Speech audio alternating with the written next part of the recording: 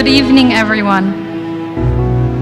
My name is Shirney Boteach, and I am in a unique position to welcome all of you on behalf of both This World, the Jewish Values Network, who organized this evening's event, as well as Yeshiva University, who so graciously is hosting it. I am a third-year undergraduate at Yeshiva University's Stern College for Women, where I'm an English major. I have two sisters and a brother who have likewise been students at Yeshiva, an outstanding educational institution that uniquely synthesizes the glory, wisdom, and beauty of the Jewish tradition with modern academics. I'm also the daughter of the founder and executive director of This World, the Jewish Values Network, Rabbi Shmuley Boteach, affectionately known throughout the world as America's Rabbi. Rabbi Shmuley has been labeled by Newsweek and the Washington Post as the most famous rabbi in America. The New York Observer calls him the most famous Orthodox Jew in the world.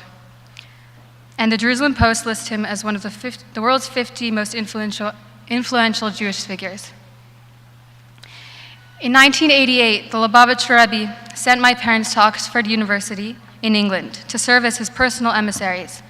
And my father served as rabbi to the students for 11 years, where he created the Oxford University L'Chaim Society, which developed a unique approach to Jewish activism, which has been widely emulated on campuses throughout the world. Rather than merely creating a haven for Jewish students, Rabbi Shmuley sought to make Oxford itself into a place that was permeated with Jewish ideas and values. L'Chaim Society quickly grew to become the second largest student organization in Oxford's history, and some of its students and presidents and officers have made their mark on the world already. Cory Booker, who served as the president of L'Chaim in 1993, was just elected senator of New Jersey. Ron Dermer, who served as the president of L'Chaim in 1995, has just become Israel's ambassador to the United States. And Eric Garcetti, a student officer in '94, was just elected the new mayor of Los Angeles.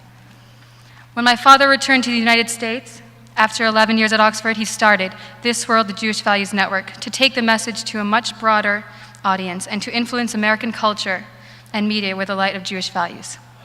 The event you are seeing tonight is part of a regular series staged by the Jewish Values Network, where we bring captains of industry, leaders in politics, the world's foremost media commentators, and heads of state to discuss the pressing values issues of our time.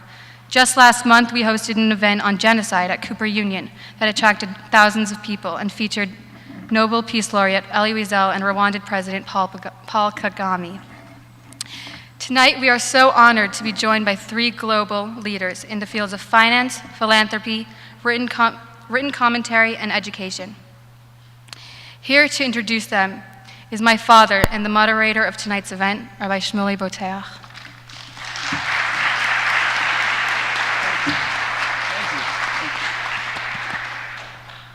Good evening, ladies and gentlemen. Is my microphone working? It is. Okay.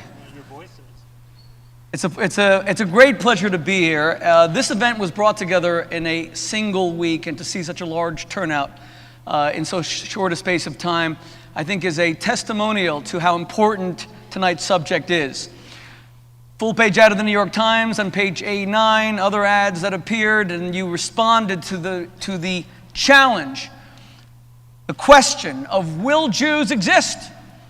With an existential threat against the state of Israel in the form of Iran and a nuclear weapon being developed, whether it's a uranium weapon, a plutonium weapon, and with assimilation being so rampant in the United States, and with that devastating, catastrophic Pew Research poll that just came out, that seemed to indicate that with the exception of the Orthodox community, American Jewry are slowly disappearing.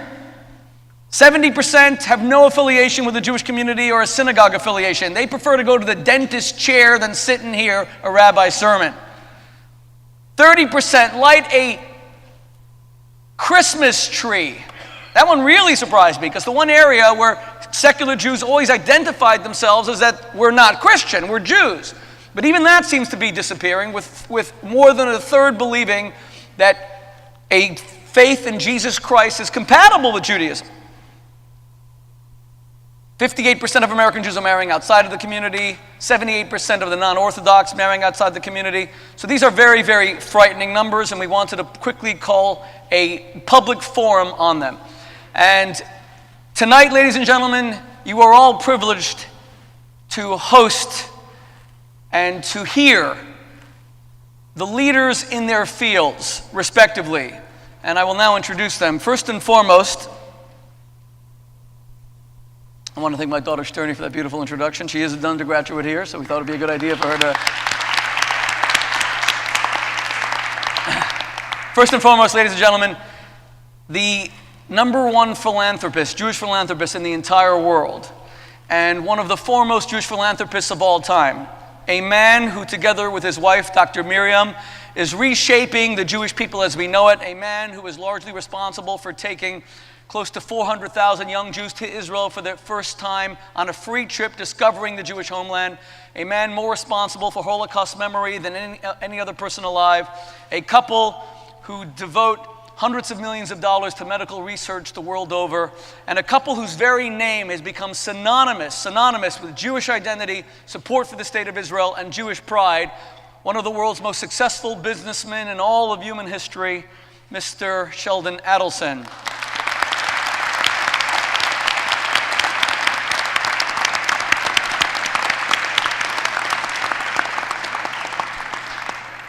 That's the man sitting to my left. To my right, my very dear friend who served as my editor at the Jerusalem Post when he was just 28 years old. Brett was a 28-year-old editor of the Jerusalem Post, one of the world's marquee publications. I was one of his writers. From there, he went to become the foreign affairs columnist for the Wall Street Journal, which he currently is, as well as deputy editorial page editor of the Wall Street Journal. And for those of us who know and love Brett and who have been his friends for many years, we were so proud when in 2013, just a few months back, he won the Pulitzer Prize for commentary. Ladies and gentlemen, Bret Stephens. You should just leave. You know, I should mention that Brett kind of stole my Pulitzer. But what's a Pulitzer between friends? I consider it a buried issue, Brett. We can just move on.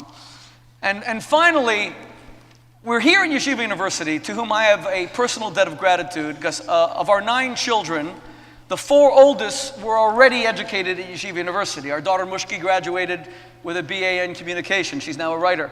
Our daughter Chana was at Stern College for Women. She now served in the IDF in the Israeli Army and just graduated from the IDF after 2 years of service. We're very proud of her service, thank God.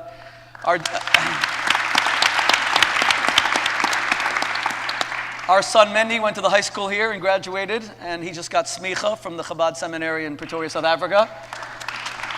And our daughter Sterny, as you heard, is an undergraduate at Yeshiva University Stern College for Women. So I am someone who truly believes in this institution.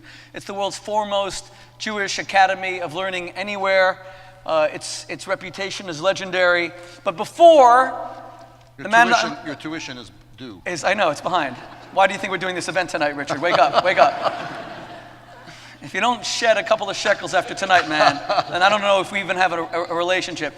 But before Richard Joel became the president of Yeshiva University, he was the international head of Hillel. He is widely credited with having revolutionized Hillel and revamped its programming. He instilled Jewish pride. His whole program of getting kids just to do Jewish became something legendary on campuses. And it was largely because of his phenomenal success heading Hillels across the nation that he was chosen to become the 4th president of Yeshiva University. Ladies and gentlemen, our host this evening is Dr. Richard Joel. Thank you.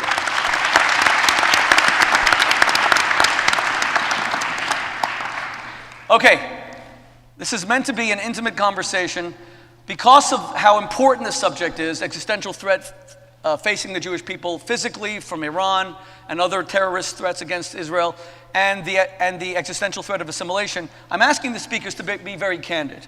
There's a lot of press here. There's friendly press. There's press that may not be as friendly. We want this to be an open forum. They're all here, and the public is here, but we're going to have a dialogue which is candid and honest, that is not tailored to suit any particular audience. I have no intention, I should say, of being an impartial moderator. People read my columns, they know that I have strong views on certain subjects, and I hope to challenge all the people on this panel because of how important the subject is. Yes, you will discover that, Sheldon. Okay, so you have to be ready. So let me immediately begin with you, Brett. You are recognized by many as one of the foremost defenders of Israel in the English language. Some consider you to be the best current defender of Israel in the English language, from a very important perch at the Wall Street Journal. I'm better in Spanish. Well, you were raised in Mexico City. But you recently wrote a column that upset a lot of people. You said that Ehud Olmert should really be the prime minister of Israel right now, not Benjamin Netanyahu, because Netanyahu, you said, was all hat and no cattle. He talks a big talk. You predicted that he would go to the UN and say yet again, I'm laying down a line, we're going to attack Iran, we may have to act alone. You said Olmert actually did it with Syria's nuclear facilities. The next morning, the prime minister of Israel saw you, kind of joked with you a little bit about it. But were you serious about the article? Do you really think that Benjamin Netanyahu is not ready to strike Iran amidst this existential threat that they pose to Israel's continuity? Well, look, I hope for the best, which is to say that I hope that he means what he says and is prepared to act if he needs to. I fear that Israel has walked itself into a corner by spending too much time trying to placate the United States rather than look after its security interests. There are few speakers in Israel's history who are more convincing and compelling than Benjamin Netanyahu, but if you look at his record, he's a very cautious and often very tactical politician. And I fear that the record of his, I guess now he's in his third term, but really the last 4 years, is that a lot of energy has been spent trying to get right with the Obama administration on the theory that the Obama administration, or President Obama, meant what he said when he told Jeffrey Goldberg, the journalist last year, that I, as the President of the United States, do not bluff. I will not allow Iran to get nuclear weapons. Well, ladies and gentlemen, if you've been following what's happening in Syria, or vis-a-vis Syria in the last 2 months, you know perfectly well that this president does bluff, and that the state of Israel should be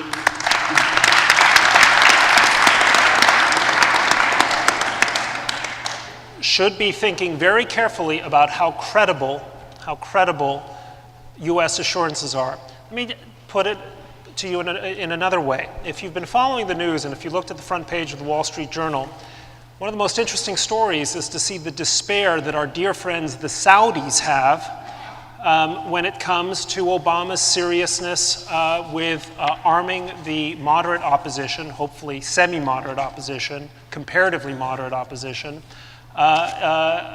in fighting the Assad regime in Syria. In May or June, I was on a conference call with Deputy National Security Advisor Benjamin Rhodes when he talked about how the administration was now committed to moving materiel to these rebels. Well, months later, it turns out they haven't moved anything, or they've moved de minimis amounts of equipment. So the Saudis are despairing of the credibility of American security guarantees.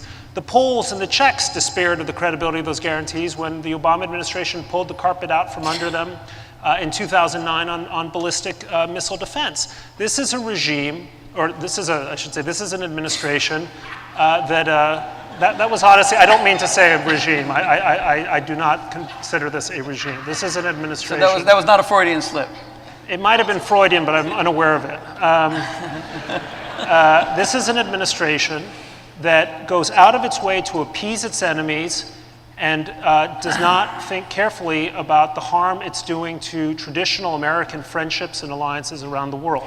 So to get back to your question, the government of Israel, whatever your appraisal is of Benjamin Netanyahu's character or his fortitude, the government of Israel has to be seized with the fact that no more important issue confronts it than the prospect and imminent prospect of a nuclear Iran. that the consequences of an Israeli military strike might be serious for Israel, and no military strike in history has taken place without some forms of unintended consequences. But the perfectly foreseeable consequences of an Iran with nuclear weapons is a catastrophe for the state of Israel, and by the way, a catastrophe for the United States as well. And that is what we need to think about. You know, more than once in history. So were you prodding him? One last point. More than once in the last 60 years, it has been Israel that has saved the United States from foreign policy disasters, and Americans ought to recognize that. In 1981, against the objections of the Reagan administration, Israel did what had to be done to stop Iraq from gaining a nuclear weapon. And it was only 10 years later that then Defense Secretary Dick Cheney recognized what a contribution that Israel made to Western security then. We're coming up on that moment now. Was I trying to goad Bibi Netanyahu? Yes, I was, and I succeeded. Okay, so that's why you wrote the column. You wrote the column because you were trying to push the prime minister to strike? I was trying to push the prime minister to understand that that the state of Israel does not exist to ask the government of the United States for permission to do what's in its core national security interest.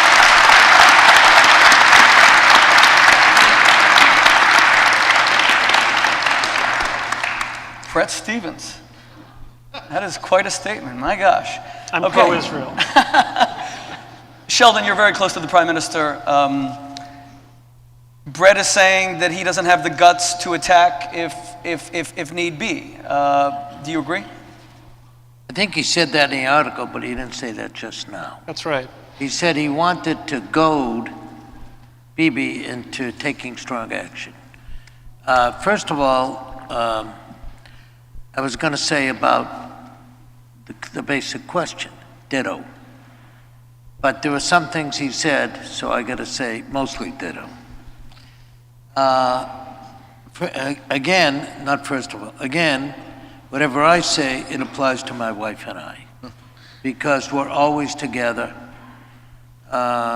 Yes, he has seen Bibi, she has seen Bibi separately, I've seen Bibi separately. And the same with Omar. As a matter of fact, I think Mary and I know Omar longer than we know Bibi, by just a couple of months. He was then Minister of Health. And my wife was trying to set up a drug abuse treatment and research center, which she ultimately did. And knowing both men, my conclusion is very simple. Omar is a political person. His wind blows in the direction of the polls. Bibi is not a political person. Bibi's wind blows in the direction of his ideology and his deep and unwavering support and love for the Jewish people in the state of Israel. I am absolutely convinced that Bibi says what he means what he says, and if he says that Iran is an existential threat, he would not live, not even as just prime minister, he would not face these issues without taking some kind of action. Okay, so you believe that he's absolutely ready to act on his own if the United States does not act, and if these new negotiations do not bear any kind of fruit, don't lead to any kind of progress? Under the threat of harm or damage to the Jewish people in the state of Israel, he, in my opinion, you must understand, I've purposely never discussed it with him. I don't want to discuss it with him. I don't want to know. I don't want him to tell me or say I can't tell you. So I've never discussed it with him. But knowing him as well as we do, I'd say if it involves the security and the safety of the Jewish people worldwide, not only just in Israel, and the state of Israel, he'd be prepared to walk on his head from Israel to the United States and back. He will do whatever it takes. So Brett's column was wrong? Completely. Okay. Woo. Maybe not completely, 98%. Okay, Brett, well, you heard it Not here that we don't first. think, not that we don't think that Olmert is not a patriot. He is a patriot. But his patriotism extends sort of modified by the political considerations. Okay, I want to stay in Iran. I was amazed by this story today. This is from NBC News a few hours ago. When I was the rabbi at Oxford, there was a very nice student from Saudi Arabia, a Saudi Arabian prince named Prince Khalid ibn Bandar. His father at the time was a Saudi ambassador to the United States. He came to a few of our events, Friday night dinners. He heard Holocaust speakers. His father is now the intelligence chief of Saudi Arabia. And he said today that Saudi Arabia was moving away, quote, making a major shift in relations with the United States in protest at the negotiations with Iran. Now that's astonishing. Saudi Arabia is going to distance itself from the United States because they're angry that America is speaking to Iran. So again, Brett, to you, is President Rouhani, is he telling the truth that he's more of a moderate? Is he a liar, as the Prime Minister said he is at the UN, that he's a wolf in sheep's clothing?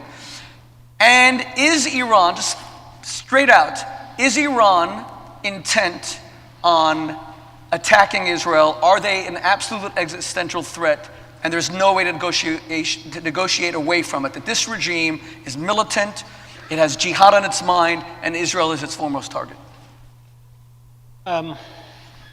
Look, something that in most conversations about nuclear weapons isn't sufficiently understood is the following. With nuclear weapons, possession is use. People say, oh, the Iranians would never be so crazy as to try to attack Israel with nuclear weapons because they know that Israel has the capability for devastating reprisal. I'm not so sure about that calculation, and I could go into that later. But when you have a nuclear weapon, you can do things as a country that countries that don't have nuclear weapons cannot, okay? North Korea is this impoverished, famished regime, but they have our attention because they have nuclear weapons. Pakistan is a country that has produced almost nothing in its entire history except its most distinguished citizens always manage to leave the country, which is an interesting subject unto itself, but they have nuclear weapons, so they have our attention. They are important in the way that a Kyrgyzstan or Turkmenistan is simply not. If Turkmenistan got nuclear weapons, believe me, we'd all become Turkmenistan experts. So the idea that Iran gets a nuclear weapon means that it believes that it's invulnerable to attack, to regime change, that it can activate its allies in Hezbollah and Hamas against Israel in the way that it cannot now, that it can potentially strike Jewish targets around the world even more aggressively than it does now. Think about it. This is a country that was prepared to blow up a restaurant in Washington, D.C. without the benefit of a nuclear umbrella.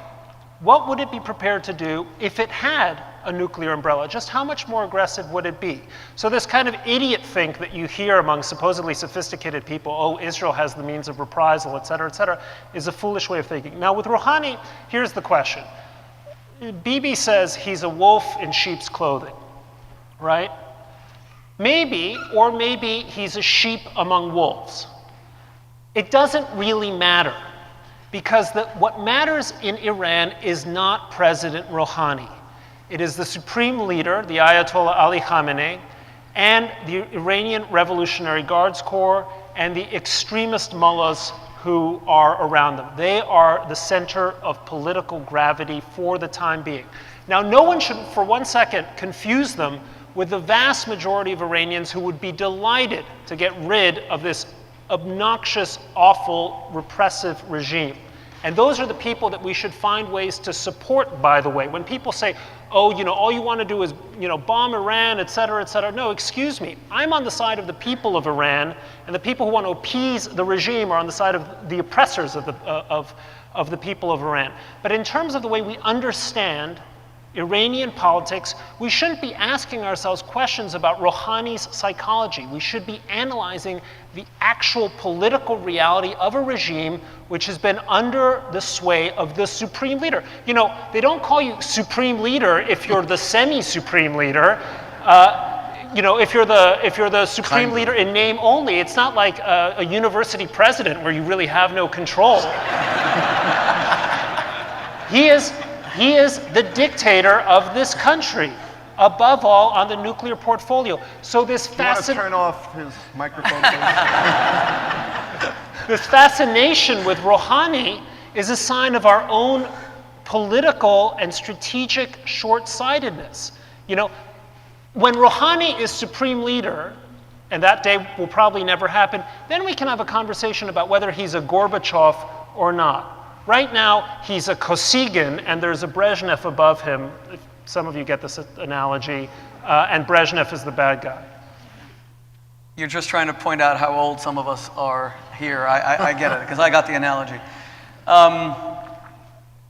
Sheldon, turning to you again. Brett is very passionate about this, believes Iran is a true threat. His columns reflect that. His comments tonight, which are very forceful, reflect that. Now, you have a bully pulpit to the world because you spend a lot of money on politics. You spend a lot of money on philanthropy, and you're a very prominent businessman. You spoke at an event in Las Vegas where I heard you say that you were very disappointed in the actions of Franklin Delano Roosevelt and not doing enough to prevent the Holocaust. He won the war, but he could have done more, and historians, many historians agree with you. He could have prevented the Holocaust. You believe he could have prevented the Holocaust? Yes. How could he have prevented the Holocaust? If not have prevented the Holocaust, he could have at least significantly reduced the severity of the Holocaust by not persuading the Brits, when he had the leverage, unlimited leverage over the UK, to open the door to Palestine. All he had to do was convince them that it was more important for them and their future by saying, look, one day America will become less isolationist, and you're going to turn to me and ask me to join the war, which you're already doing, but I can't do it now because Americans are far too isolationist. It'll be easy for me if you take the step of being humanitarian and not closing the door to the state of Palestine that time. So just don't sign the white paper, which limited the Jewish immigration to Palestine at first to 50,000 forever over a 5-year period, and it was subsequently changed to 75,000. So it's 15,000 a year for 5 years forever.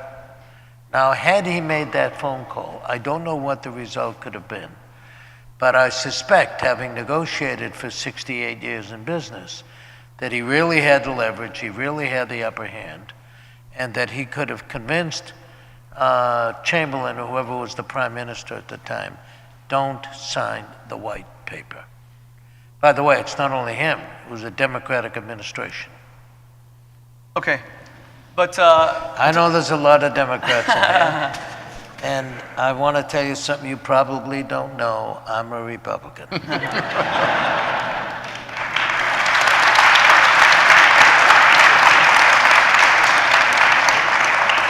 well, I just learned something formerly a Democrat because I didn't know better. Well, I just learned something new, that you're a Republican, Sheldon. But let's be fair, and we'll do another event about this, because I want to delve more deeply into it. But at the time, the Republican Party was even more isolationist than the Democrats. They really didn't want any kind of foreign intervention, and parties sometimes change when it comes to what they believe should be. What we saw the Republican Party support the war in Iraq, and now we saw a lot of Republicans who were even opposed to a strike against Syria after the gassing of children. But be that as it may, given your strong feelings about what the United States did not do to prevent the Holocaust, what are your feelings about President Obama outside of political? I'm not asking this as a political question or the fact that you supported candidates who opposed him. What is your feeling about Obama speaking to Iran right now and having diplomatic relations with Iran, picking up the phone to President Rouhani, while Iran still has yet to repudiate the genocidal statements of his predecessor, Mahmoud Ahmadinejad? Ayatollah Ali Khamenei has yet to repudiate his own genocidal statements about Israel. As recently as this March, he said he would wipe Haifa and Tel Aviv off the map. Last November, he said that Israel is a scab that must be removed. What are your feelings about the United States, just as an American, as a prominent American, speaking to Iran while those threats still exist? The worst negotiating tactic I could ever imagine in my entire life. Why is that? because you can't get anything from him. He's not saying to them, roll back your entire program and show that you're willing to be peaceful. So roll it all back if that's what you're going to end up with. We'll roll back the sanctions. So what is it, a game of chicken? Who's gonna blink first? It's very simple. It's the same thing with the Palestinians. 65 years, they haven't taken 1 millimeter step toward the Israelis to accommodate the needs of the Israelis, but more importantly, to show they truly want peace. I mean, if they truly want peace, it's very simple to say to all their henchmen, lay off the terrorism for 5 years. And they'll come to the Jews and say, for 5 or 10 years, there'll be no terrorism, there'll be no violence or no incitement against. We'll throw out the books to teach the 3-year-old children that Jews are descended from swine and apes, and that we're not going to teach anymore in their curriculum to kill the Jews, that the Jews are very bad people. So if you really want peace, it's very simple to send a message to your opposition. Just be peaceful. Open up all the things that said, oh, we'll give you this if you give us something. I think it's the worst negotiating ploy tactic anybody could imagine. Right, so you would support negotiations with Iran currently so long as they first seized all enrichment of uranium? No. What do you mean support negotiation? What are we going to negotiate about? What I would say is, listen, you see that desert out there? I want to show you something. So you pick up your cell phone, even at traveling rates. You pick up your cell phone, and what do they call them? Roaming charges. Roaming charges. You pick up your cell phone and you call somewhere in Nebraska and you say, okay, let it go. So there's an atomic weapon goes over ballistic missiles in the middle of the desert that doesn't hurt a soul. Maybe a couple of rattlesnakes and scorpions or whatever. And then you say, see, the next one is in the middle of Tehran. So we mean business. You want to be wiped out? Go ahead and take a tough position and continue with your nuclear development. You want to be peaceful? Just reverse it all, and we will guarantee you that you can have a nuclear power plant for electricity purposes, for energy purposes. That's all. So a tremendous demonstration of American strength, so that they would get the The message. only thing they understand. And do you see the current negotiations as a demonstration of weakness? Absolutely. Unquestionably. It's interesting that I'm sorry, excuse me, Brett. If I were on the other side, I'd say it's nothing but weakness. Everything that we've said about it, we want to wipe Israel off the map. Blah, blah, blah, blah, blah, blah, blah, blah. By the way, it's a religious issue. You know, Ahmadinejad believed that as a Muslim, and I don't know the difference between the Shia and the Sunnis, that there is something called the hidden imam, who's supposed to be their Messiah, or the 12th imam, he's alternately called. So he believes if he comes, and I think you got to kill all the Jews first before the hidden imam shows up. That's their belief. And so he wants to kill all the Jews, so he'll be the man responsible for bringing back the hidden imam. So it's a religious issue, at least in his mind. He was a radical. He was part of the people that in 1979, the Iranian group who took the hostages out of the U.S. Embassy. And I mean, he's just a plain embedded radical. So I wouldn't trust him not as far as I could throw him, just wouldn't trust him at all under any circumstances. Brett. Well, I was just going to say that the advice that First of all, do you agree with what Sheldon said? 98%. Is this payback for what he said about your column? I don't know, your interpretation. In 1986, Rouhani was caught on tape offering advice to a person he believed was a US administration official, but turned out to be an Israeli agent, on how to negotiate with Iran. And he said, you guys want your hostages freed? He was talking about the American hostages in Lebanon. You need to show strength. You need to show that you're prepared to take military action and you'll get your hostages free. The whole purpose of Rouhani's speech to this Israeli agent was to say, Khomeini only answers to demonstrations of strength. What do we know about the Iranian nuclear program? We know that there was 1 year in which they suspended their program. Miraculously, that year was 2003, when a large American army of 150,000 troops drove all the way to Baghdad and made it appeared that the United States was very serious about dealing with rogue regimes that it believed had weapons of mass destruction. That was the 1 year in which they suspended their nuclear program. I want to make just one ancillary point that, in a sense, touches on what you've just said, but it's important because I suspect there are people here who want to paint what's going on the stage as this demonstration of insane right-wing craziness. You know, you want to bomb Iran, you're warmongers, etc. Okay? I want these people, whoever you are in the audience, to think of this. A regime that is capable of taking a stone in one hand and stoning a woman to death. A regime that hangs gay people from cranes in the streets of Tehran should not, under any circumstances, get anywhere near a nuclear bomb so they can do likewise to other people.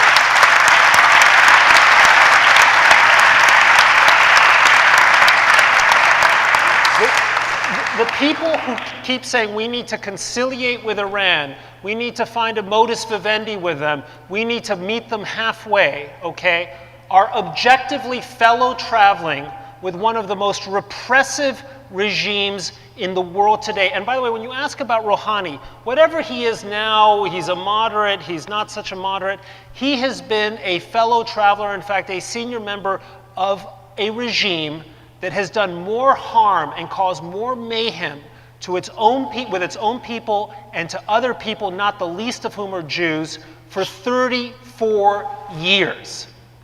So people who go out and say, oh, those crazy right-wingers are warmongers against Iran, okay, we need to find peace with Iran. You're finding peace with a regime that is the #1 repressor of women, of gay people, of religious minorities, of Jews, and so on. If you call yourself a liberal under those circumstances, you need to re-examine what your liberalism is all about.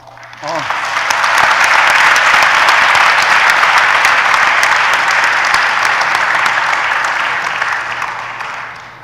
Brett, I now want you to tell us what you really think about Iran. I haven't started. I don't want you, I feel you're holding back a little bit, and you told me you would not do that tonight. You said that you would speak candidly.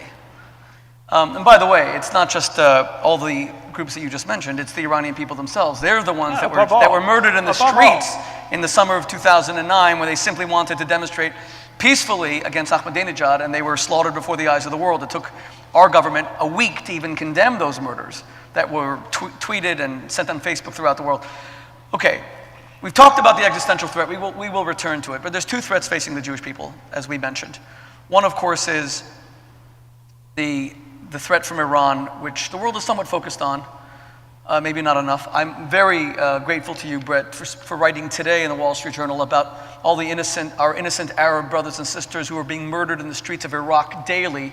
Suicide bombings of 7,500 by Al-Qaeda that no one even cares about, and there's no mention of it. You were the first to really talk about it just today, and that shows your commitment to human life, and I salute you.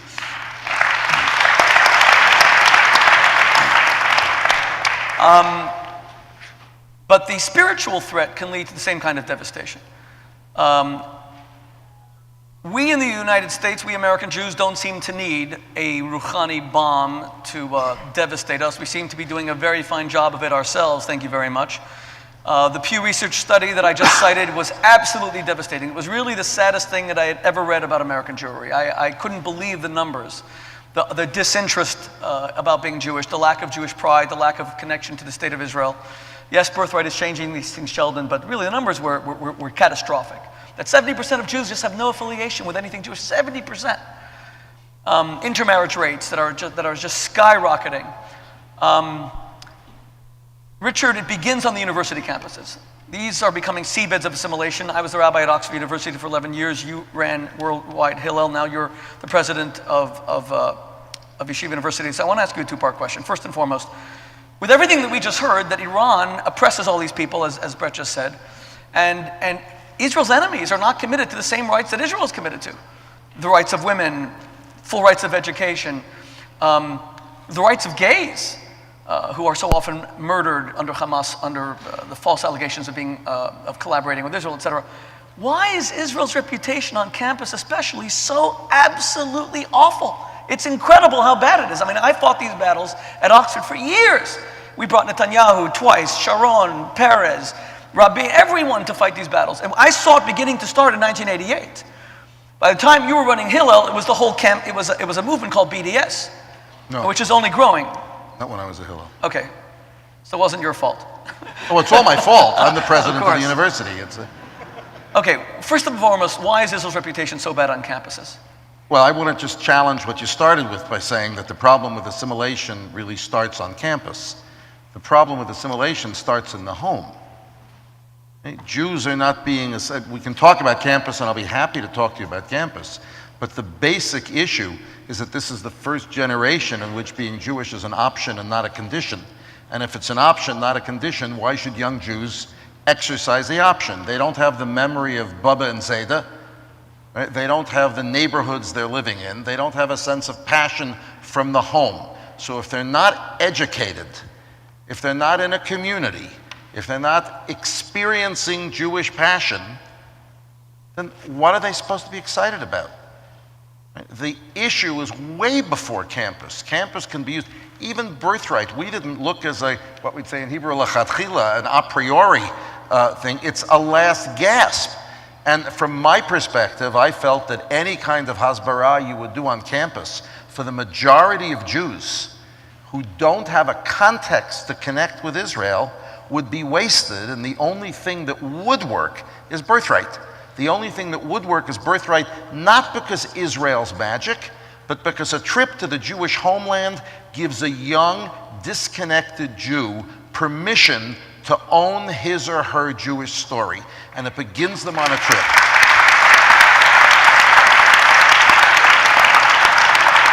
But I really need to say that shame on all of us that we take a 4,000-year story that has defined Western civilization and are neglecting it to death. It's not the campus, it's the home. It's the failure to invest in education. It's the failure to invest in Jewish community. It's the failure of people to know any Jewish values except the 10 suggestions.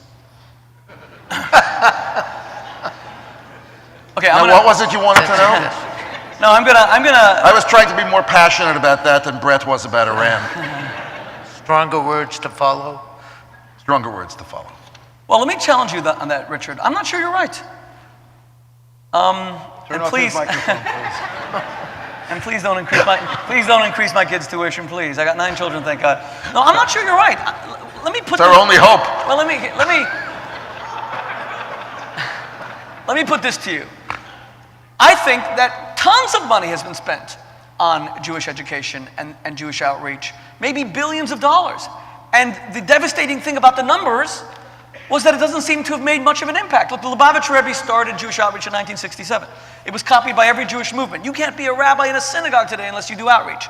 So we're all doing outreach, not enough. We should always be doing more, I agree. But 58% intermarriage, 70% non-affiliated. What if I were to say to you, the problem is not the investment, but our model. Our model is, let's create Hillel and make it better on campus. Let's have better food, let's have better speakers, so that the Jewish kids will choose to be at Hillel on Friday night or on Hillel on a Wednesday night and not in the mainstream.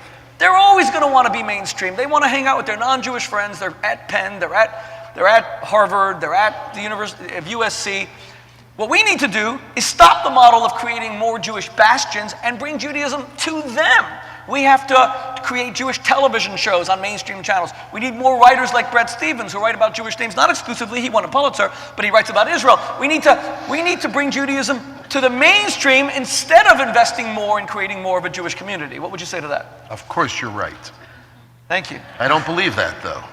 And I don't think, and the truth is, your Pew study that you quoted said that over 70% of Jews, both Jews who define themselves as Jews by religion and Jews by culture, over 70% have given their children no Jewish education, either a day school education or a different education.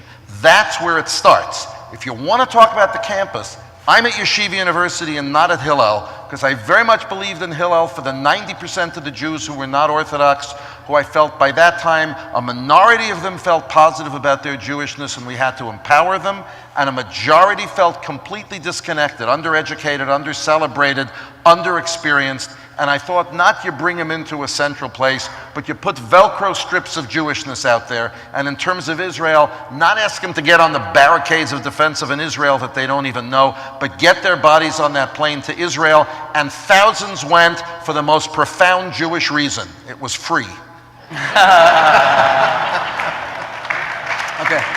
And I want to tell you... Wait. So why am I paying so much money for tuition for my kids at Yeshiva University? Because why isn't it free? First of all, for you, I think it's almost free. From your mouth to God's ears, amen. Yeah. God should be listening more. The reason that there's a Yeshiva University, and I'm going to admit to acknowledge to you that we have responsibilities for all Jews, but the reason that there's a Yeshiva University is that the culture of assimilation, the culture of a society that's loving us to death, and it's nowhere more visible than in the campus. It's not venal, it's loving. And it's saying, I as an individual am the most important thing in the world. If it feels good, let's do it. We don't have responsibilities, we have rights and entitlements. There are no truths, there are just your truth and my truth. Any orthodoxy is suspect. That's a hard place to be a Jew, a serious Jew. It's just a hard place. It's not intentional. It's that more and more our Jewish values are counterintuitive. In a free society where increasingly the only thing we believe in is shopping. And I would tell you that in a place like Yeshiva University, although it's a miyat, it's a 10% of our population, if we take the Orthodox and say, don't go running into gilded ghettos, don't think that you're preserving the Torah for some future generation, don't think that your progenitor is Noah, so therefore you're going to take Mrs. Noah, the kids, and the family pet into the ark while the rest of the world gets destroyed, but that we think that our forebears are Avraham and Sarah, and we're supposed to go into a tent and go out there. So you need to be in a place where you're surrounded by your community, where if you have to learn college-level political science, you also have to learn college-level Tanakh, that you have to be together as thousands strong and recognize that our role is to be the tribe of Levi, is to be the singers of Israel and the teachers of Israel and the leaders of Israel, not to make the world frum. Not to make it's not going to work. There are more people leaving Frumkeit than are being converted by all the outreach that everybody's talking about. But to be a force in the world and in the Jewish world, never giving up and realizing what I've come to realize as a president of a university, dealing with all the challenges that American universities have, and more than that Yeshiva University has. You know what I learned, Shmuley, after 10 years as president? God rules the world. I can do my part to partner with God, but ultimately God rules the world. So it's not for us to fix it all, but it's us to be out there.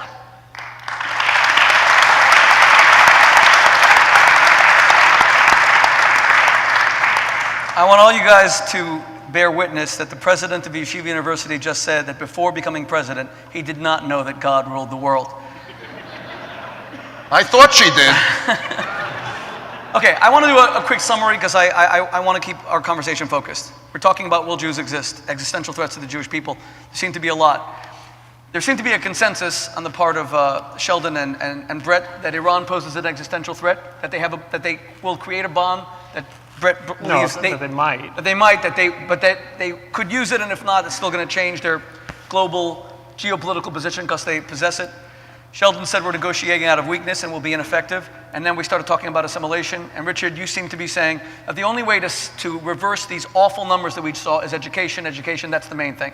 And that But you don't believe in ghettoized Judaism, that you're teaching people here at yeshiva so that they have that bastion of Jewishness, which is more than just the Velcro edition, so that they go out with something substantial, something internalized, and they can bring it to a wider group. Not to make them Orthodox, you said, but to give them Jewishness. Now, Sheldon, there are few people, and this isn't an attempt to flatter you, it's to humble you. It's to give you a sense of responsibility that I'm sure you already know you bear, that few people in Jewish history, certainly in modern Jewish history, have had the power to reshape the Jewish people in their lifetime like you. There has not been a Jewish philanthropist who bestrides the Jewish world as a colossus the way you do since the Rothschild family or maybe Moses Montefiore. It just hasn't existed. There have been other Jewish philanthropists. There have been people who've supported this and that, but there hasn't been someone who has so dominated the field, becoming one of the 10 or so odd richest men in the world, thank God, and I hope you continue to prosper. It's better than poking the eye with a sharp stick. Okay. Keep going, Shmuel. I don't disagree with that. So you have the power to reshape and remold the Jewish people. These numbers are terrible. Where are you going to devote your resources? I'll tell you. Is Richard right? Is that all education? You're putting a fortune into birthright. 10 days in Israel is amazing. Is that the solution? Were you out of the room? I didn't say it was all education. I said it was all a home. Okay, but you said Jewish day schools? I said you got to do something to strengthen the entire Jewish community. A Las Vegas Jewish campus strengthens not only the students who are sitting in the school, but the families around them. President Joel, you're a panelist. I am the moderator. That's fine. But you're the host. I take own orders. this microphone. I agree. I humbly submit. Okay, so the home Like and President education. Reagan said, I paid for that microphone. That's it. Sheldon, do you want to reverse comment these numbers, and how are you going to do it? I want to address them both. First of all, I agree with Professor Joel, and I agree with Rabbi Shmuley Boteach. You're both right. There is a demarcating line between what he's talking about and what you're talking about. When the kids are under the parents' umbrella to live, they're becoming mature young people. But they don't really mature until they pass the line of going away to college, and they become different people. You know, when we talk about birthright, I recommend to parents that are going to send their kids to wait a year and a half. Because once the kids get out from under that umbrella, they have to pick up their own clothes on the floor. Wash them. They got to clean them sometimes. They got to clean their own sheets. They got to press and launder their own clothes. They start to mature, in other words. So they're in a different environment. The environment that he's talking about, I believe in it. But once you get out of there and you start interacting with other kids your own age where you think you're becoming an adult, it's your own mindset that you are becoming an adult because now you're in college and you're no longer in middle school or high school. So he's right up until that demarcating line. You're right after that. First of all, I want you to know that I would like to sound the trumpet of the cavalry coming over the hill. We have formed an organization for which I saw the first week's reaction called rethinkisrael.org. I would like to encourage all of you those of you that are more computer literate than I am, you know how to turn it on and off because you don't want to use up all the electricity when you're not using it. You turn it on and I don't know how to do it, but you just go to rethinkisrael.org. And what is the purpose of it? It's an NGO Hasbara. The Israeli government cannot pat itself on the back and consider itself cool, credible, worthy of listening to, worthy of creating a following. We have an NGO Hasbara. We're going to provide information, propaganda, if you will, and give you an example of a couple of the items. Israel has passed a law to outlaw thin models. female fashion models. Can you imagine that? We want to tell college students, and we're starting off with the target audience of 18 to 24, and we started just 5 days ago. And Mary and I have well-financed this. We intend to make it be the equivalent of a non-governmental organization, Hasbara organization. We also say that we're cool. The beaches are cool. The clubs are cool. There are other things like did you know there are more museums per capita in Israel than any other place, for those people that care about culture and art, than any other country in the world? Did you know there's a television program that dogs watch? It's a doggy TV program. Is it Hebrew or Arabic? I think. Or is it in Bark? Probably it's in Bark. Embark. It's in Bark. Since my wife and I have four dogs, we have 4 dogs. I think we'll start showing. We'll import the TV program so the dogs can watch it. Like our grandson watches the alphabet programs in Hebrew and in English on his iPad, which he knows how to operate better than I do. So the cavalry is coming over the hill to save the day. This NGO Hasbara organization is going to make Israel cool. And we are hoping to diminish the reluctance of both Jewish and non-Jewish college students to look at Israel in a different way. That's why, hence the name, Rethink Israel. The second thing is I want to mention for what the professor said is the Pew Research report. I found good news in that report and I found bad news. The good news is that the birthright experience was the conclusions of birthright were exactly identical to the Pew Research report. The 42% and the 58%. 42% of young Jewish kids between 18 and 26 say they intend to marry within the religion and or bring their children up Jewish. That's good because I've been pitching that for the last several years, in which Mary and I have been involved with Birthright since '07. The bad news is that it's 42 and 58%, the same thing. 2 more generations, maybe 3, there won't be any secular Jews left. There won't be any need for federations, no need for synagogues, no need for Jewish community centers, no need for Jewish family services agencies, no need for anything. Jewish won't be here. The one thing that Jews have been striving for thousands of years, acceptance as a first-class citizen, to be assimilated into the society and let go out of the jail of the Pale of Settlement. We finally got it, and it's turning out to be our undoing. We don't do something about it, there won't be any Jews left. And I said this last night, so Ken, you'll hear the same thing. My name is Adelson. My father always said that unlike many people who showed up at Ellis Island, I was going to say Governor's Island, which is where I was stationed when I was in the Army. And, they said their name, and then the clerk misinterpreted and had another name. He said, Adelson means, in German, noble son.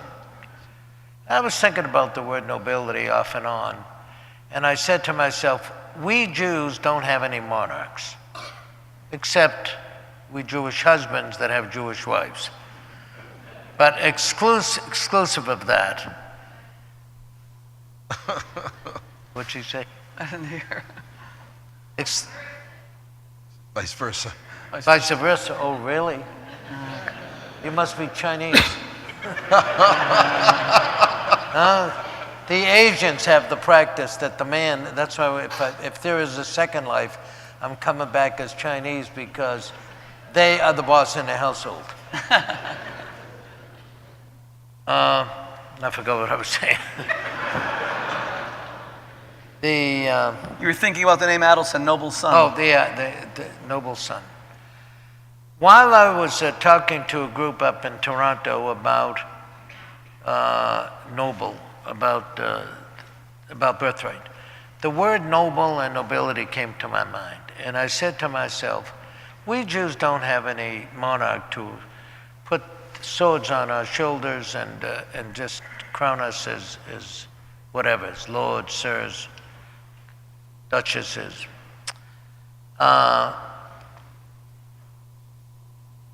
But because nobility is not granted to you. Nobility comes from your heart. And I have concluded, and I think my wife agrees with me, that no, the word is yes, boss. Don't push it. No, I'm telling her what I have to say to her.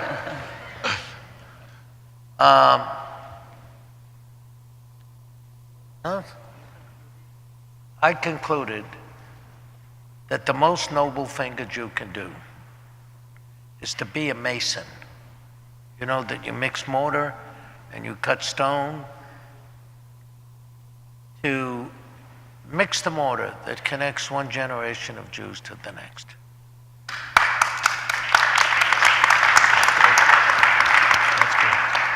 Without that, we don't have any Jews. So that's why birthright is so important. I believe in what you said, I believe in what he said, because there is a separating line. Willie?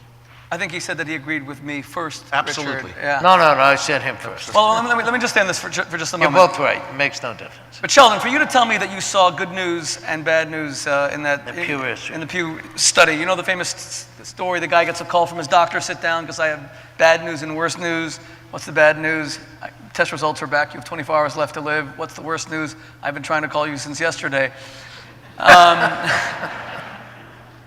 I mean, Sheldon, you just said that when the gates of the ghetto opened and Jews were allowed to participate fully in mainstream society, they opted out. They chose not to be affiliated. That freedom has been a curse to us in terms of Jewish identity, because when the non-Jews hated our guts and didn't let us marry their daughters and locked us literally in the Venice ghetto, you see the bolts, they would lock them in at night, you had no choice but to remain Jewish. That's why Spinoza said that anti-Semitism was essential to Jewish identity. Sartre, the existentialist, said the exact same thing. So are you really saying that assimilation is being caused by American freedoms? I don't understand that. Assimilation is being caused by American freedoms? The decisions for the life that a person is going to lead is not made in high school. It's made further on in life. When they have more exposure, they mature on their own, and then they're in a position to make better decisions. That's why I'm saying I agree with you. It occurs on the campus. Right. That A lot happens of later. it. Okay. And part of it is this open society. And so the question is, what do we do to instill Jewishness with people so that they choose Jewish even though they have options to choose something else? Well, birthright has been such a proven commodity. In instilling Jewish identity. In instilling Jewish identity. Whether or not they light candles every Friday night, whether or not they're Shomer Shabbat. And it does create Jewish identity. The challenge. We have to keep that going. But you also said that you don't see any future of the community that isn't Orthodox, meaning that the Pew Research study seems to be showing that the Orthodox are going to survive. I'm an Orthodox Jew. I hope that's not true. We don't want to see only the Orthodox survive. We want every Jew to be... Unless something is done about it. Okay, so the question I wanted to ask, therefore, to all of the panelists in a moment is, I say in a moment because I want to put something to bread, but can there be Jewish identity without Jewish religion? You said maybe without Shabbos candles, can there be Jewish identity without the Jewish religion is the main question. Or has that experiment been tried, and that's what the Pew Research study is showing, that that's a failure. You cannot have Jewish continuity without the Jewish religion. Keep that in mind just for a moment, but before that, I want to put something to you about what Sheldon just said about his new attempt for Hasbara to explain Israel. Brett, you write for the Wall Street Journal. You're a defender of Israel. How is it possible that a democracy in the Middle East, 7 million Jewish strong, 6 million Jewish strong, 1.5 million Arab citizens, full citizens. Yes, there is Judea and Samaria, the West Bank dispute going on, but how is it possible that that democracy that treats women as absolute equals, that had a female prime minister, that has Arab MKs, that has an Arab on the Supreme Court, how has Israel's opponents successfully demonstrated to the world, I mean, fraudulently, but successfully in people's minds, that Israel's the aggressor, that Israel is persecuting people, that Israel's the bad guy? How did we lose that public relations battle? How could that have happened? Well, the short answer is the combination of envy being the most powerful emotion in the world, and on the one side, and on the other side, a kind of mysterious and neurotic Jewish guilt that wants to in some ways placate that envy by acknowledging some kind of guilt.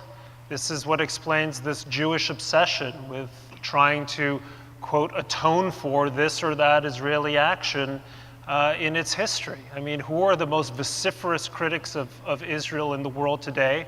And among the most articulate, I'm sorry to say, are many Jews who are seized with this neurosis. I think it's the only thing I can, the only way I can describe it. Look, I was reflecting on a few things Sheldon was saying about his new Hasbara effort, which is, I think, impressive and commendable. But you're never going to win over Israel's enemies by showing how excellent Israel is, or Israel's critics. You're going to enrage Israel's critics by showing them the excellence of the state of Israel. People foam at the mouth. I mean, if Israel were some nothing country in the middle of nowhere, no one would give a damn about Israel, okay? It's Israel's success which inspires this fanatical hatred that these people, the most despised people in the world, the most despised people in the shtetls of Europe, or if throughout the Arab or Muslim Middle East, that they should have risen the way they have and succeeded the way they have. We are not going to win a Hasbara battle against our adversaries. This is where we're going to win a Hasbara battle, by winning over our potential friends. First within the Jewish community, but beyond the Jewish community. Just a brief story. The enemies are lost. Of course the enemies are lost. I mean, you know, what can you say? Oh, we win all these Nobel Prizes, we cure polio, we're really sorry about the West Bank situation, you know, this is, you know, Jews will not win with conspicuous displays of Woody Allen-esque existential anxiety. But this is what we can do. I'll just a quick story. Some people have heard me tell the story before, but it made such an indelible impression on me. I went to go give a speech at some synagogue in Cleveland. And there's a typical synagogue crowd, middle-aged, older Jews. And then there's this one young Chinese woman. She comes up, introduces herself. She's from Shanghai. I said, well, you know, what do you do? She said she was an MBA student in Case Western, I think. And I said, oh, so what brings you here, other than shopping for Jewish husband? And she said, this was her answer. I'll never forget. She said, we Chinese people know Jews are the smartest people in the world. And I was like, oh, come on. I mean, you know, there are lots of smart people, lots of smart Chinese people, you know, smart people everywhere. And she looked at me and she said, no, Jews, smartest people in the world. And then I can swear, I mean, this might be an invention of memory, but I think she literally poked her finger in my chest and she said, Jewish people, Nobel Prize in Physics, 36%. Nobel Prize in Economics, 58%. It was I forgot the figures, but they're just sort of mind-boggling and astonishing. And she was saying something quite interesting. She was telling me that, and she said, by the way, this is something all Chinese people, she claimed, know. Now, I don't know if that's true or not, okay? This is just an anecdote, okay? But what she was saying is, this is a commonly held belief among, 1.3 billion people in this rising country. What are we doing to win over Chinese to think, hey, Israel, Jews, terrific people, be our friends? We are doing basically nothing, okay? Maybe there's a synagogue, Kaifeng Jews, Shanghai Revival, basically zilch. So what should we do? Okay? We should be reaching out not to the campuses at Columbia and saying, oh, you know, we're not as obnoxious as you think. Not to our enemies. We should be going to places where we can find potential friends, whether it's in Beijing or New Delhi or flyover country America and Nebraska, where people aren't arriving on campus with these prejudices about how Israel is this apartheid colonial oppressor state, et cetera, et cetera. That's the strategy. Forget the enemies, win over the people who are inclined to be your friends. I would make one small point now on assimilation, which is related to the philanthropic issue, and it's this. Okay, is Judaism an open enrollment university? Because City College tried that in the 60s and 70s, and its reputation plummeted. No, we happen to be an elite university, so to some extent, this anxiety about declining numbers is misplaced.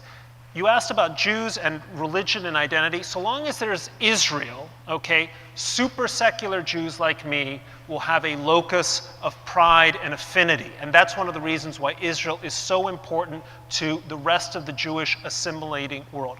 But the point I want to make is this. Where we need to be sure we are doing our utmost is ensuring Jewish excellence, not Jewish numbers.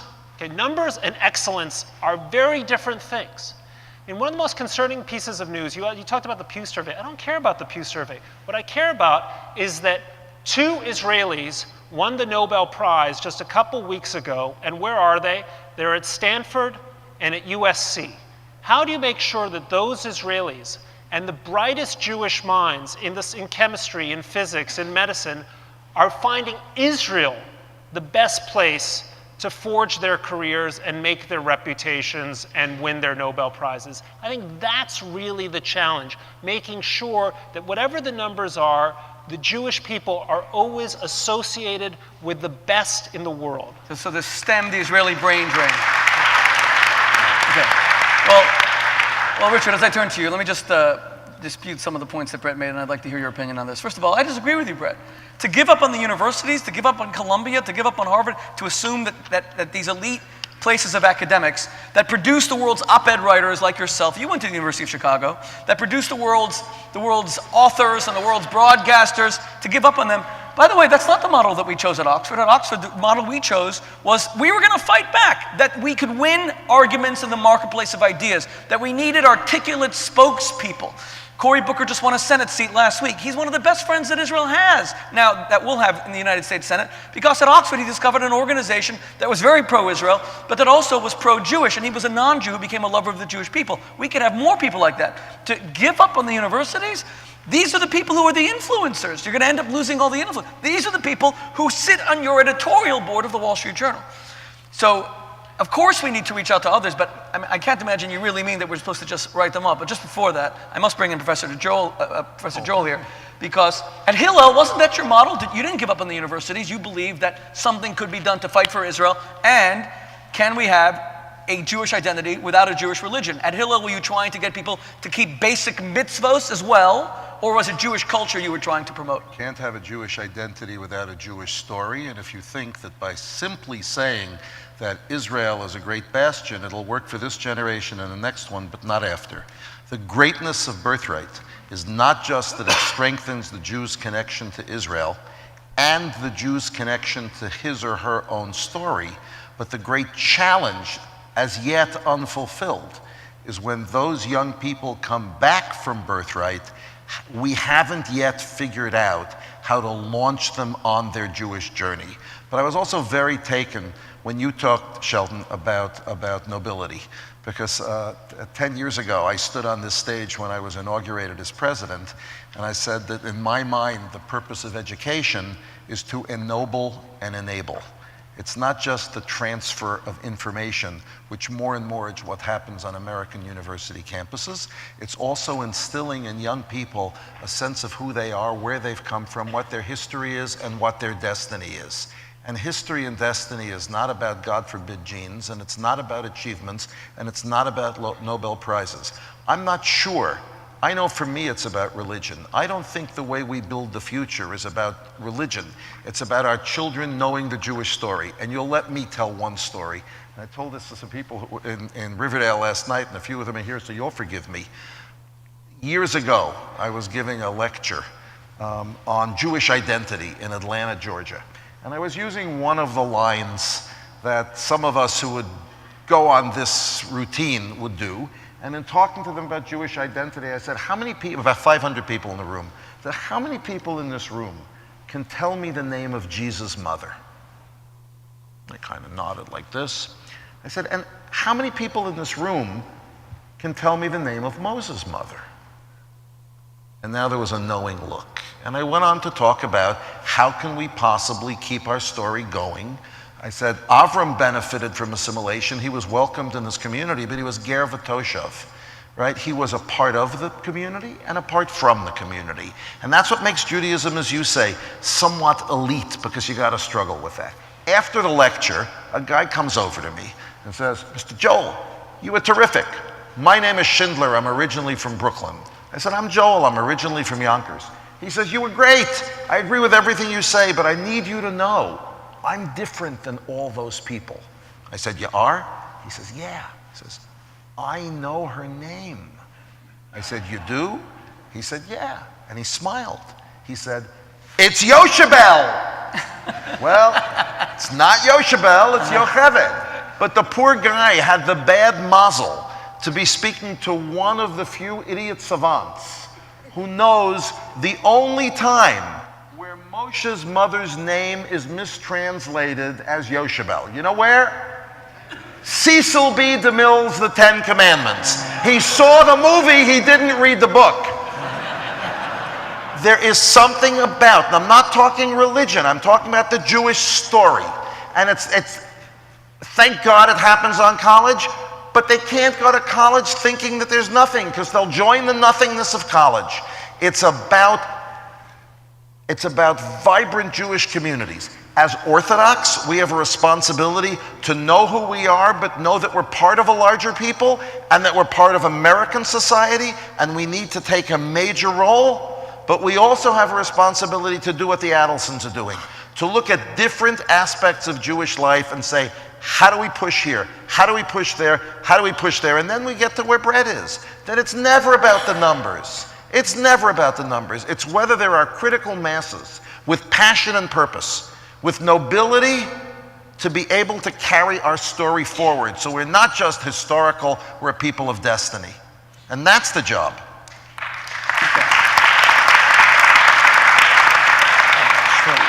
This is. Can I just wait 1 second. This is really getting interesting because I'm getting so angry that I feel like throwing something right now.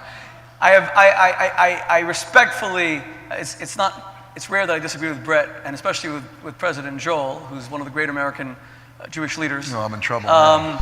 But I really can't believe what I'm hearing. It's not about numbers. The whole reason Israel has no support is that there's 2 Jews in the whole world. It's not about numbers.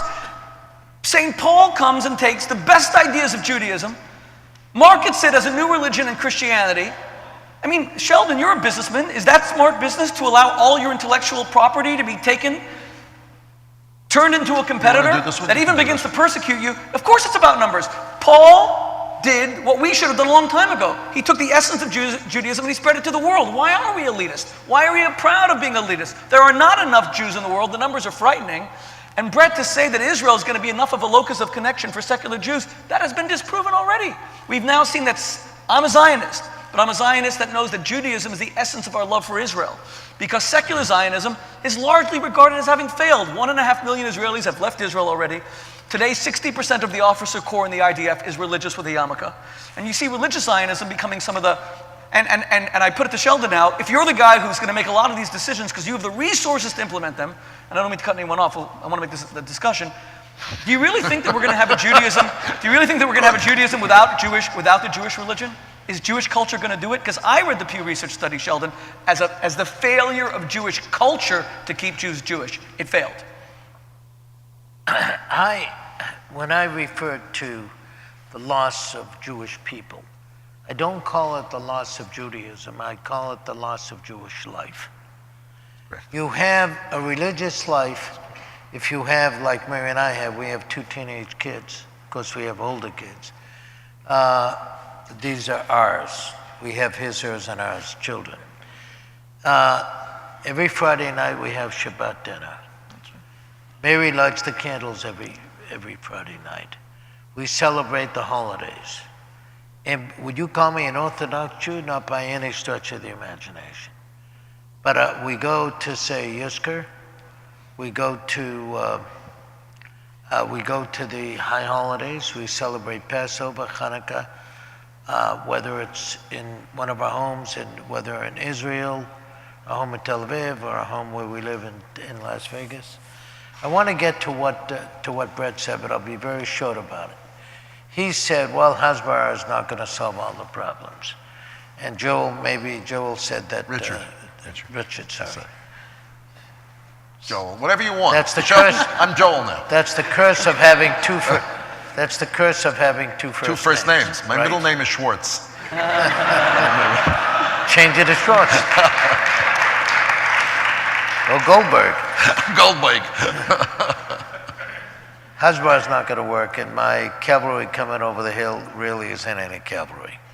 But with my lifetime experience, I think it's very difficult to try to convince somebody when they think, if I'm trying to convince somebody of something, when they think I'm such a bad guy, I have no right to do that. I occupy somebody else's territory. I torture them. And according to Hanan Aswari, we poison their children. And I do all these bad things, and we create apartheid.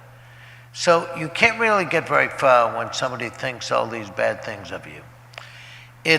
I think one of the things, and why I feel that this was a worthwhile effort to support, not only support, but be part of, is because I don't know what the word is, the conjecture is today, as the opposite of cool. Today, everything in the young kids is cool or not cool. I don't know what's the not cool word. Uncool. Lame. Uncool. Okay, uncool. That's Today, good. they call it sick, right? Oh, that's sick. No, you're so dated. Oh, darn. And I thought I was up to date. When people think that Israel is a cool place, and I'm not just talking about because they set up a law, it's a humanitarian issue. They don't want female models to be anorexic and get sick and perhaps die. And exploited. So they're passing a law, they passed a law to say that. We got to bring people on campus that will go to a rally that's called by the Muslim Students Association and say, and rail against Israel and the Jewish people. See, they're apartheid. They occupy somebody else's country. They're very bad people, so you can't believe anything they say. It's going to take time, but we're going to chip like Pac-Man. We're going to bite away a piece at a time. And we're gonna get to the point where Israel is cool, not uncool. It still leaves the question of Jewish, though. But the point is, as I said earlier, he's right that the Jews have passed this line of separation, and they're entering into a new phase of their life where their likes and dislikes are going to be displayed in their own mind, and they're going to choose what to do for the rest of their life. Right. You don't have to go to shul every Saturday No, God forbid. and be Shomer Shabbat in order God to forbid. say I'm a Jew. Depends on the I Jew. think I'm a Jew, and I'm a proud Jew, and I'm not Shomer Yeah, Shabbat. but you described your Jewishness in incredibly passionate terms, Sheldon. And if we had all of our children observing their Jewishness and their Jewish passion like you did, so the numbers wouldn't be shrinking. Right. But it's more than just Israel. Your birthright connection is that Israel triggers something more, correct? Yes. So I when think you're that's dealing fair. with campus, with respect, you have to deal with more than just the Hasbara of Israel. And in fact, by the way, let me just finish. In fact, there are a lot of kids who aren't anti-Israel, but don't know a blessed thing, who don't want to get involved. So just as you must do, I mean, I applaud what you're doing, but I think there are other aspects on campus of showing Jewishness as something noble to use an Adelsonian statement, something noble is also important. And I also think that you need those who are looking passionately at their Jewishness, who come to Yeshiva University, to know that they better the heck not stay only in Yeshiva University and in the communities of Yeshiva University, and not try to go to non-religious people and make them religious, but to go and serve the community and to work for you and to work for these programs and be role models of yashrus, of being upstanding and of representing values. And let the rest of the Jews, I care about numbers, but I'm saying it's not just a numbers game. Let the rest of the Jews look at models like Miriam and Sheldon Adelson and like my thousands of alumni and say, boy, this is something noble. I want to be part of that. The word then is observant. It's not orthodox, it's observant. You observe certain things. You're not fully orthodox, but you said you have Friday night dinners, you believe in saying Yizkor, you go to synagogue sometimes. You did your bar mitzvahs of your teenage sons, both at the Kotel. Miri last night spoke about the Torah values that the two of you share, even if you're not fully observant. It's about being observant. I just don't think that Jewish culture is a substitute for the Jewish religion, and that's what the Pew Research study really showed. That boiled flanken and borscht and klezmer music, not borscht, and klezmer. We Jews have rejected Jewish culture. We eat sushi now. We prefer Bach and Beethoven probably to klezmer, or that's if you're older and more sophisticated. And if you're younger, you want, I don't know, Beyonce. We've rejected Jewish culture. It's the Jewish religion that we're trying to hold on to because that gives us a sense of identity. And here's where I turn back to you, Brett. I mean, do you really believe that Israel alone, without that Jewish identity, is going to be enough for secular Jews? And do you really think that we don't need larger Jewish numbers, that we could end up, I mean, at the time of the Romans, there were 1 million Jews. We can shrink to that size, but I think numbers are extremely important. And by the way, I applaud your column. There were not 1 million, there were 10 million. At the time of the Romans? Yes. I thought by the end of the destruction of the Second Temple, there were 1 million left. I may be wrong. I can't relate it to the time of the destruction of the Second Temple.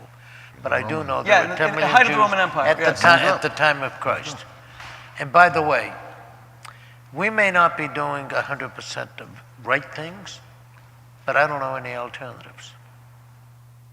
This is like democracy. It may not be the best system that God can create, Worst system except for but all the it's the others. only one that we got. That's it. So Jewishness, the way we have it today, is the only one we got. I don't know of any alternatives. Everybody likes to criticize, politicians' race. They say, why do you want to vote for that incumbent over there? He does this, he doesn't do that. Why don't you vote me? I'll do everything that you like. But when he gets in the hot seat, they become either the prime minister or the president. They got to make decisions. With all the pressures, things change. Is that your answer, Brett?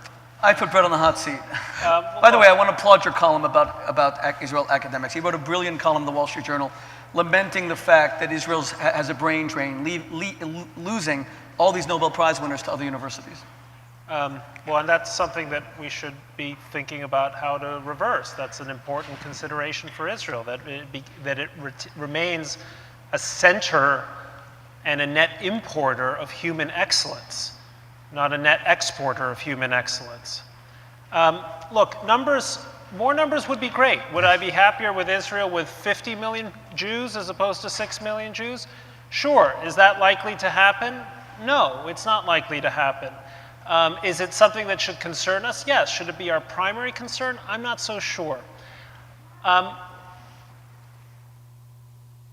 You talked a lot about the importance of Jewish values and Jewish observance.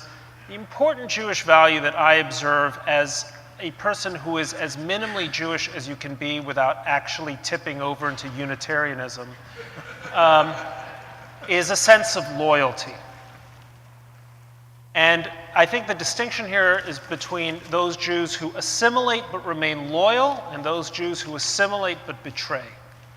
And there are plenty of Jews in the second category whose names needn't be mentioned. When I was at the Jerusalem Post, the last speech I gave was at an Orthodox synagogue in Israel, and I said to a very Orthodox community, I said, to me, the Jewish world is like a solar system, and I'm like Pluto. I'm orbiting elliptically very far away. Pluto is no longer a planet, by the way. I know, I'm not even a person, I'm Got not a planet assimilated. either. What is it, a dog? They call it something else now. A It's been planetoid, downgraded. it's a planetoid. Planetoid. At any rate, but the point is, I'm in the orbit. And I'm held in that orbit by a sense that there are these Orthodox people who really do observe and do go more than the 9 yards, and they are a source of gravitational attraction for me, so that maybe my kids will be a tiny bit more observant than I am. And then there is Israel, which reminds me that there is a center of Jewish life and Jewish excellence and Jewish pride and sovereignty, and that is that gravitational pull for me. That is, I think, how we remain a vibrant Jewish community that understands that the satellites have to respect the sun and vice versa, to take this astronomical metaphor beyond its limits. That's, I think, what you need to do. But it's important. Who's the sun in this model? The sun is ultimately Israel. I mean, there are two suns, okay? Look, it's a different universe. There are two suns. There's Israel, there's the Jewish religion, whatever. There's a center of gravity, okay? To which the rest of the semi-assimilated or mostly secular Jewish world ought to maintain some kind of relationship, some kind of sense of loyalty. And by the way, it makes for a richer Jewish life. You know, when a Jew wins the Nobel Prize, we say, oh, a Jew won the Nobel Prize, right? We don't say, well, you know, he's not particularly observant, right? You know, gee, I mean, I haven't seen him in shul for 30 years, right? What we want is to create Jews who, at some level, say, wake up in the morning, and maybe in some stray thought as they're shaving or doing whatever, they say, you know, I'm a Jew, and that's fantastic. And that is fantastic.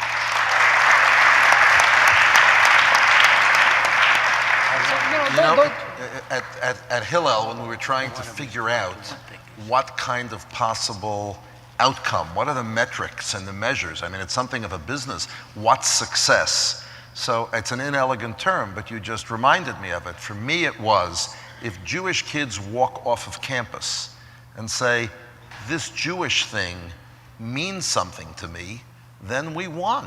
As long as in the rest of the Jewish community, there are opportunities for them to connect with Jewishness. So I actually agree with you, I'm sorry to say. Don't say actually. Don't Well, no, surprise. because I didn't know there were two sons. And I'm president of a university, and you don't want me to say that. Oh, by the way, can I say one more Wait, thing? Sheldon, Wait, hang on. Sheldon has a dispute with you about just, something. Just one thing, okay? About you were talking about Harvard and the importance of being vibrant and present on so-called elite campuses. You know, my mother made a very wise remark after I won the Pulitzer. She said, "Oh, that's nice. This way stupid people will know you're smart." And essentially, going to school like Harvard is the way stupid people know you're smart, right? You say, "Oh, I went to Harvard." I mean, you can be picking your nose, but oh, I went to Harvard, right? There are lots of elites, okay, or lots of people who will become the elite who are not currently enrolled in one of the top 10 universities, so-called top 10 universities in America. I agree with the that. elite is being created at some distant point in the future, and it's not being recognized by where U.S. News and World Report places your university, or even when a Pulitzer committee hands you a Tiffany crystal. Okay, that's not the signal of excellence. I agree, but all I'm saying is, at Oxford, we saw the anti-Israel movement begin in 1988. I guess because Arafat was then mainstreamed, he had recognized Israel. Suddenly, the Oxford Union was inviting pro-Palestinian speakers, and our response was that we could really win this. They brought Hanan Ashrawi. She started cutting her teeth at Oxford debates. We felt that we could engage those debates and win arguments in the marketplace of ideas. And people like Ron Dermer, who are our students, who just became Israel's ambassador to the United States, they gained their first real skills in fighting Israel's battles in those debates at Oxford. I don't care if it's Dade County Community College, near where I grew up in Miami, or if it's Oxford University. You have to engage and believe you can win. I don't want to write these people off. That's my main point. But Sheldon, you wanted to make a point. We're coming to the end in a moment, ladies and gentlemen. Sheldon. I think he made a point that the scientists are going back to Israel to achieve their scientific, to ride up to the scientific pinnacle. It's just the opposite. Mary and I have a not very well known, but very effective medical research foundation.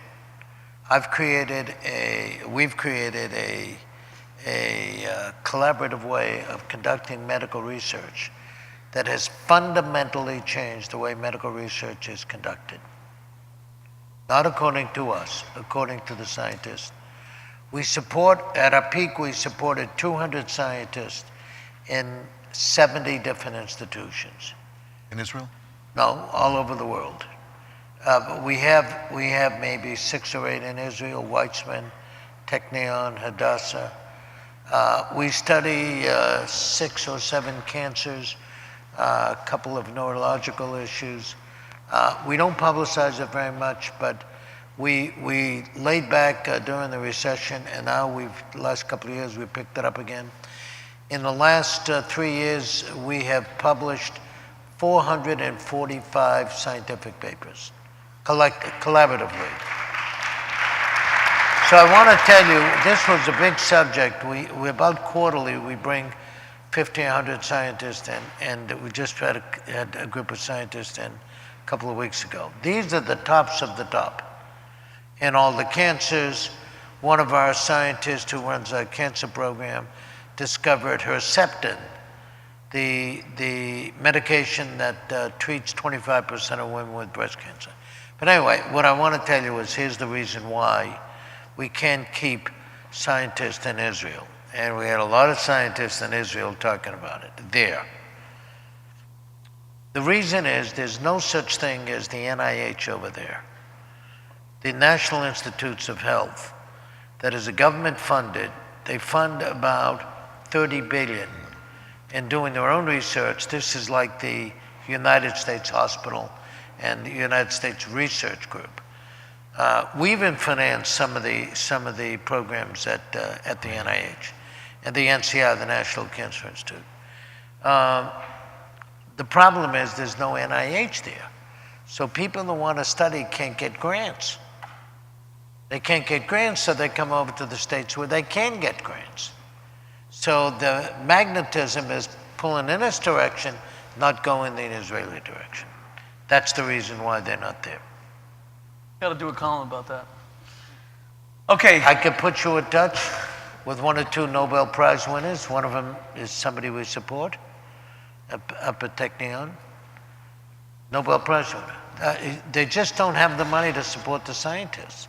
Yeah. So these guys that are walking brains with MDs, PhDs, or multiple PhDs, they don't get money to conduct their research in Israel, so they have to come to where the money is.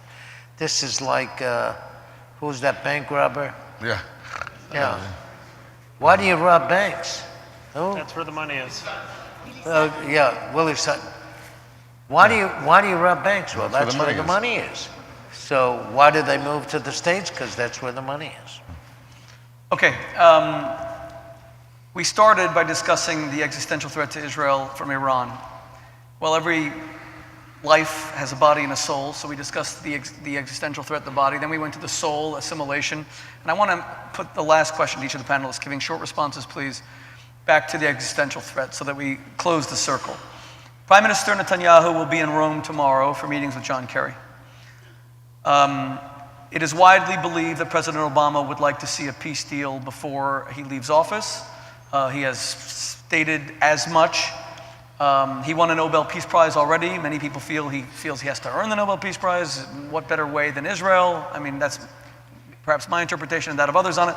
But there could be a lot of pressure on Israel to cede land for peace. And I just spent the last 3 days visiting communities in Judea, Samaria. I met widows of the IDF, a very moving trip. Anyway, I was sending you some of the pictures of the women that I was meeting who lost their husbands fighting gallantly for Israel in places like Gaza. So to each of the participants, given that Israel is probably going to face a lot of pressure to cede land for peace, and let me begin with you, Brett, and then go to Sheldon, and then go to Richard. You originally supported the Gaza withdrawal, but you later repudiated that support, which was a very brave thing for someone to do, to actually repudiate his own position. I've rarely seen that in print. Should Israel trade land for peace? Should Bibi succumb to undoubtedly a lot of pressure that's going to come his way? Well, right. I mean, when you stake a position and it's demonstrated to be wrong, you should recant the position. Look, the most that I can Why say... were you wrong on Gaza? Well, the most that I can say is that if Gaza was supposed to be a test case for what a Palestinian state might look like, it was one hell of a test case. The first thing that happened, it was the destruction of the economic assets that Israel and Jim Wolfenson had labored to maintain in place, so that Gaza might have been a showcase of what a Palestinian state might be. People say, oh, it's so small, it's so crowded. A, it's not crowded. Anyone who's actually been to Gaza, as I have, knows it's not crowded. And B, what's wrong with small? Hong Kong is small, Singapore is small, Macau is small. These places thrive. So what you saw in Gaza was what a Palestinian state would look like. First a civil war, then Hamas takeover, an entrepot for global terror, a threat not just to Israel, but a threat also to its other forgotten neighbor, Egypt, to its south, a hotbed for fanaticism, a place where women are repressed, can't run in marathons because they might have to wear running shorts, and so on. So you have to sort of accept the evidence of experience. I've often said I'm in favor of a two-state solution, provided the state on the other side of the border is Canada. Okay? Is what? Is Canada. Is Canada. And I mean this very seriously to people who say, oh, pro-Palestinian people, like I say this and they say, oh, that's ridiculous. And what they're saying is, it's ridiculous to expect that Palestinians should be expected to behave like Canadians. That is, peaceable, funny accents, odd sporting habits, but basically, good people, right? And they say, oh, that's horrible. How can you say that?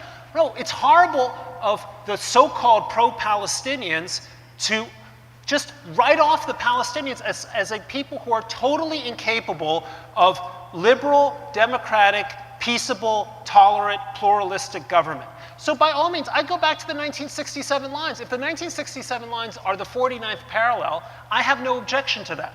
But if all we're doing is midwifing into existence another fanatical, failed, dysfunctional state committed not to building up its own institutions, but committed entirely to the destruction of its neighbors, plural, Jordan, Egypt, as well as Israel, then I think it's an insanity to support this kind of state. Let's do the Palestinians the honor of saying, we expect, the international community knows that there are Kurds who wish they had a state, and there are Tamils who wish they had a state, and there are Tibetans who wish they had a state. There are many stateless people, okay? And the world being what it is, we expect you to demonstrate your worthiness and your readiness to have a state. Because you know what? When you look at all the post-colonial experiments from 1947 onwards, there's about one success story. One state that emerged as a little third world country with few natural resources and ended up being this wildly successful first world country. That's Israel. Let's say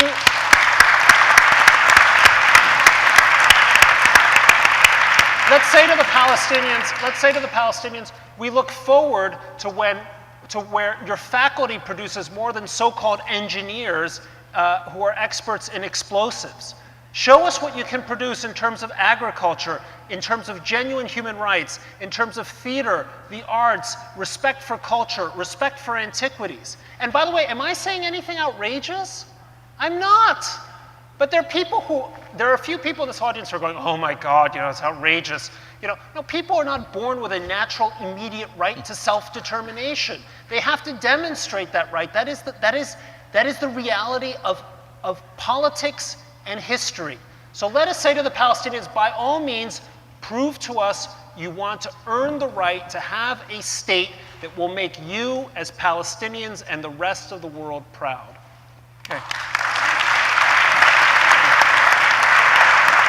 You said there's people, short answer. No, you said there's people in the audience that feel that way. You're actually going to see it on some of the websites that are going to follow this discussion, because some of the people who are here in the audience are very much they cover our events. But I insisted, because I believe in freedom of the press, that they be allowed to enter no doubt I know what their take's going to be on it, but we believe in freedom of the press. That's the way it should be. I believe that Israel and the Jewish people can win arguments in the marketplace of ideas.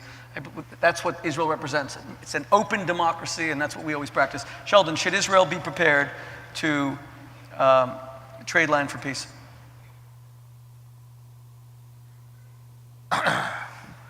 I think it's unwise to trade land for peace as it is to trust uranium. It's more unwise to trade land for peace from a people who are not a people.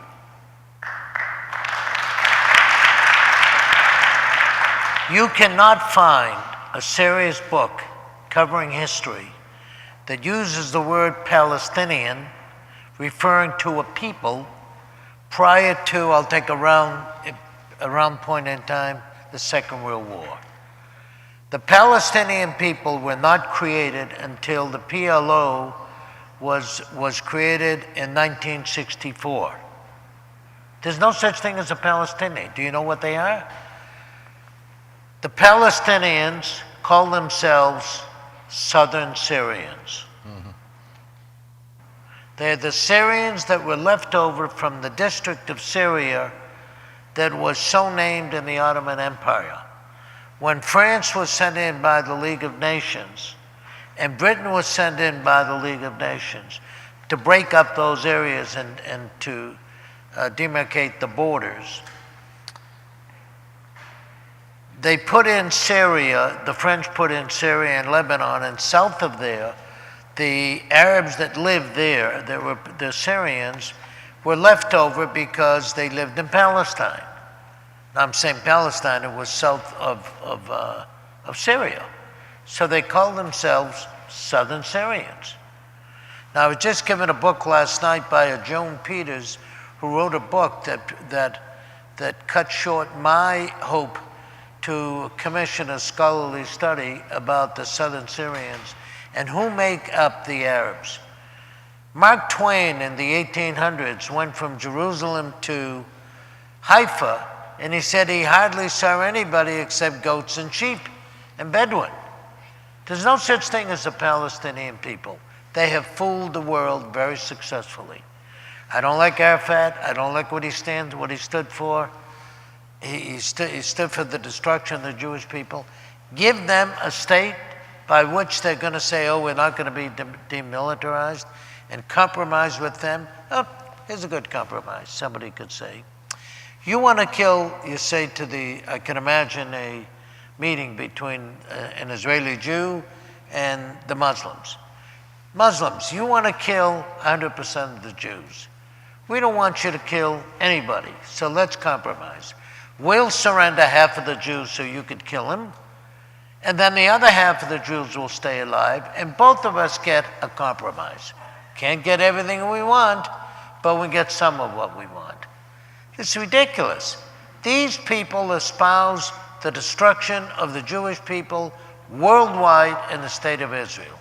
When they talk about the little Satan and the big Satan, this is not colloquy. This is not conjecture. They really mean it. In their culture and their religion, there's a big difference. Why do you say the men who become martyrs go to heaven and they meet up with 72 virgins? I can never figure out what the virgins did to deserve that.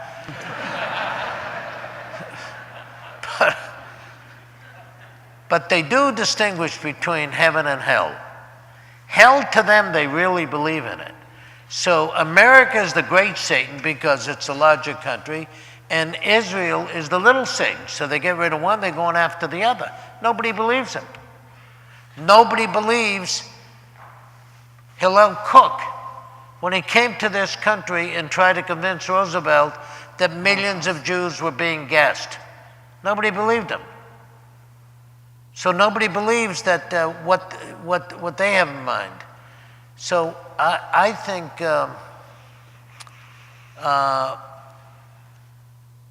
to go and allow a Palestinian state is like playing Russian roulette with yourself. Because one day the bullet's going to come out and it's going to kill you. So I wouldn't consider that. They hate us. They don't want us alive. If they really wanted peace, somewhere, somehow, in the last 65 years, they would have moved 1 millimeter toward the Jewish demands.